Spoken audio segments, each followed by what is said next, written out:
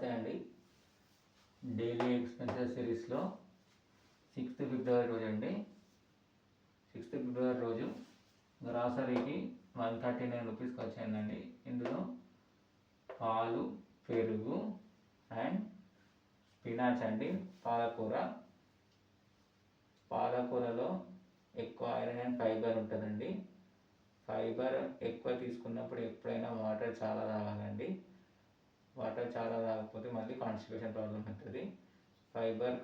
Fibre ఉన్నది ఏది తీసుకున్నాడో water ఎక్కువ తీసుకోవాలి. Next tea, coffee and tiffin outside అండి 145. ఇది బయటికి వెళ్ళొచ్చాం, ఎక్స్ట్రా ఖర్చు అయింది ఈ 145 రూపీస్.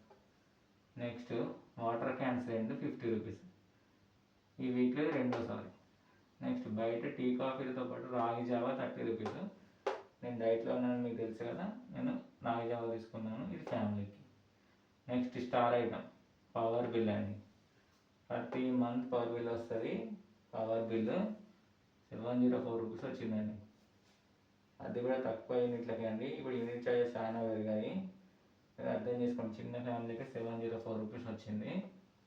అంటే పవర్ బిల్లులు ఒక 10 years లోపల మినిమం 120 నుండి 240 వరకు అయినది మినిమం ఛార్జే. ఇప్పుడు just 704 rupees 30 days power bill అండి. ఫ్యూచర్లో ఎంత అవుతుందో ఆలోచించుకోండి. Next water power bill. మేము ఉండే హౌస్లో మాకు ఈ water power bill separate meter ఉంటుంది అందరికీ. ఎవరు ఉండే వాళ్ళకైనా కూడా ఒకవేళ సింగిల్గా ఉంటే వాళ్ళకి ఒకటే బిల్ వస్తుంది. కానీ మేము ఉండే హౌస్లో 2 ఉన్నాయి కాబట్టి వాటర్ పవర్ బిల్ మాకు షేర్ అయిందండి. అది 118.50 118 రూపాయలు వచ్చింది. టోటల్ ఖర్చు వచ్చి 1186.50 అండి. ఇప్పుడు అక్కడ చూసుకుంటే లాస్ట్ ఈ 6 days, ఫస్ట్ 6 days 24,130 రూపీస్ ఖర్చు అయిందండి.